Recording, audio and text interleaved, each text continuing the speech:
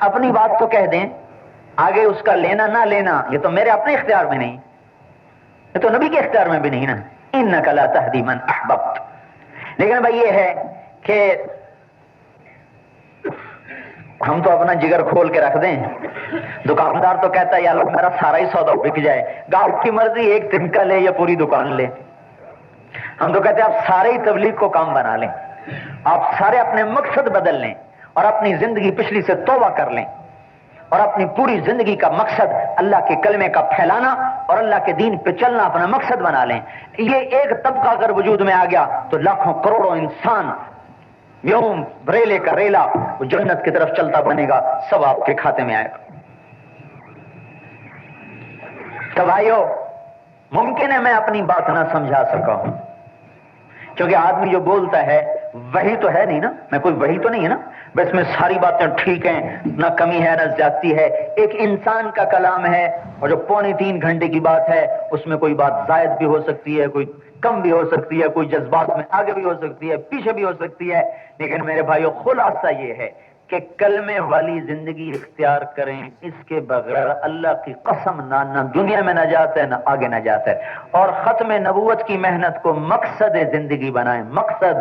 ہم اس کو برکت کے لیے نہیں کہہ رہے کہ چلہ لگا لو چھٹی، کام بناؤ بھائی، کام۔ کام وہ ہوتا ہے جو ہر وقت کیا جائے، تبلیغ بن جائے کام اور کمائی بن جائے ضرورت۔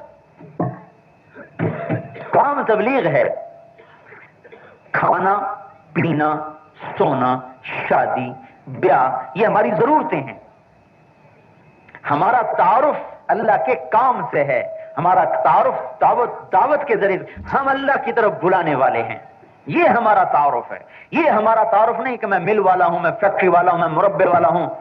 یوں کیا کہتا ہوں، ایک پینجا لگا لینا تو اس کو پیرائی کہتے ہیں، اور کاٹن کی وہ لگا لینا یہ کیا جنک فیکٹری کہتے ہیں، سیٹ صاحب آ گئے، چھوٹا پیرائی اور بڑا پیرائی، اس سے زیادہ اور کچھ نہیں ہے۔ ہماری زبان میں پیرائی کہتے ہیں، تم پینجے والا پینجے والا، بھائی چھوٹا پینجا لگا لے تو پیرائی ہو گیا، اور کاٹن لگا لے فیکٹری کا جی تو سیٹ صاحب آ گئے، شیخ صاحب آ گئے۔ اے بھائی اس مالک کی نظر میں ایک چھوٹا پیرائی ایک بڑا پیرائی، حل پھالا ٹھیک کرے تو لوہار، فاؤنڈری لگا لے تو سیٹ صاحب، ایک چھوٹا لوہار ایک بڑا لوہار، ٹانگا چلائے تو کوچوان، ہوائی جہاز چلائے تو پائلٹ، ایک چھوٹا کوچوان ایک بڑا کوچوان، ایک کھڈی لگائے تو جلاحا، اور 2000 کھڈیاں لگا کے مل بنا لے تو شیخ صاحب سیٹ صاحب، ایک چھوٹا جلاحا ایک بڑا جلاحا ہے۔ اور تیل بیچے بستی میں تو تیلی، اور وہ لگا لے یہ کیا اسے کہتے ہیں پیٹرول پمپ اور آئل مل تو کہتے ہیں سیٹ صاحب شیخ صاحب، ایک چھوٹا تیلی ایک بڑا تیلی۔ یعنی اللہ کی نظر میں، اللہ کی نظر میں یہ نسبتیں سے زیادہ کچھ نہیں۔ تو ہمارا یہ تعارف نہیں ہے کہ یہ مل والے ہیں، یہ فیکٹری والے ہیں، یہ تیل والے ہیں، یہ زمین والے ہیں، یہ جداد والے ہیں۔ ہمارا تعارف یہ اللہ والا ہے، یہ اللہ کے دین کا پھیلانے والا ہے، اللہ کے پیغام کا لے جانے والا ہے۔ بھائی ضرورت کے لیے ان کا یہ کام ہے، ان کا یہ کام ہے، ان کا یہ کام۔ ضرورتوں پہ فخر کرنا کوئی انسانیت نہیں۔ آپ یوں ایک مثال، کوئی آدمی یوں کہے آپ جانتے نہیں جی نہیں میں 30 روٹیاں کھاتا ہوں، ایک بکرا پورا کھاتا ہوں، ڈکار بھی نہیں مارتا، یہ فخر کی چیز ہے یہ حیوانیت ہے؟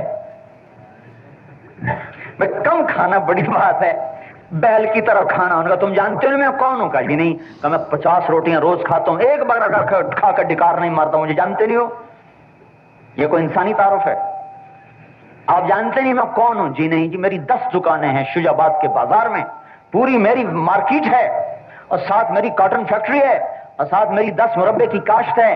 یہ ایسا ہی جیسے کوئی یوں کہ 50 روٹی کھاتا ہوں ڈکار نہیں مارتا۔ یہ کوئی تعارف نہیں، نہ ہی یہ کوئی شرافت کی چیز ہے۔ اب اللہ نے کسی کو زیادہ دیا، کسی کو کم دیا، کسی کو غنی بنایا، کسی کو فقیر بنایا۔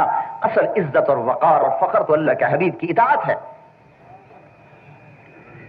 تو ہمارا تعارف ہے ہم تبلیغ والے ہیں، ہم نبی کے پیغام کے پھیلانے والے ہیں۔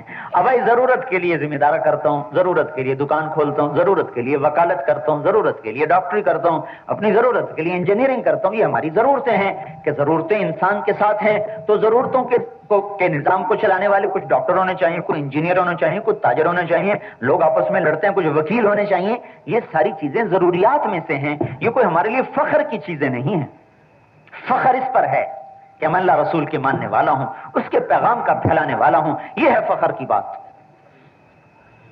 اب بولو بتاؤ بھائی، ساری دنیا میں، سارے عالم میں، سارے انسانوں میں اللہ کا پیغام زندہ ہو، ہمارا کام بدلے، ہمارا مقصد بدلے، ہماری سوچ بدلے، ہمارے جذبات بدلیں۔ کل اللہ کا حبیب بھی کہے کہاں ہیں آخری دور میں میرے دین کو سینے سے لگانے والے، بھی بچوں کی جدائیاں سہنے والے، آج میں انہیں اپنے ہاتھ سے حوض کوثر پلاتا ہوں۔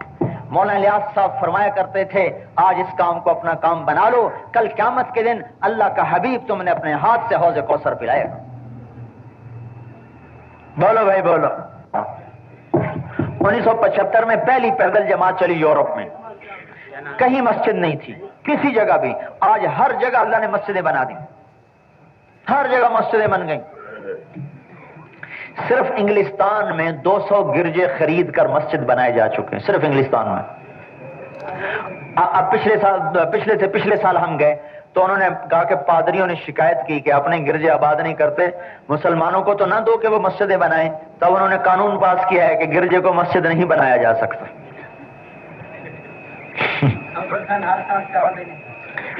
ہالینڈ کا جو تبلیغ کا مرکز ہے وہ پادریوں کا مدرسہ تھا جہاں پادریوں کو دینی تعلیم دی جاتی تھی، آج وہ تبلیغ کا مرکز ہے۔ لندن کا جو مرکز ہے یہودیوں کا گرجا تھا، آج وہ تبلیغ کا مرکز ہے۔ کینیڈا میں ایک بہت بڑا پادریوں کا مدرسہ تھا، آج وہ دینی مدرسہ ہے جہاں بخاری اور مسلم پڑھائی جا رہی ہے۔ ہمارے یہاں کے لوگ وہاں پڑھا رہے ہیں۔ یہ پیدل جماعتوں کی برکت ہے جو سال سال تو پھرے، گھر باہر تو چھوٹا، پر کتنے لوگوں کو ہدایت ملی۔ ہاں جی، مڈغاسکر جزیرہ ہے، وہاں پچھلے سال جماعت چلی، ایک قبیلے کے سردار سے بات، 5-6 ہزار کی آبادی، اس کے سردار سے بات ہوئی، وہ مسلمان ہو گیا۔ مسلمان ہوا، کہا میرا نام رکھو، نام اس کا ابراہیم رکھا۔ کہنے لگا یہ تو بچپن میں میرا نام یہی تھا، میرے ماں باپ نے یہی رکھا تھا میرا نام۔ تحقیق پر پتہ چلا کہ یہ سارا قبیلہ پہلے مسلمان تھا، پھر مرتد ہوا، عیسائی ہوا، اس پیدل جماعت کی برکت سے سارے دوبارہ مسلمان ہو گئے۔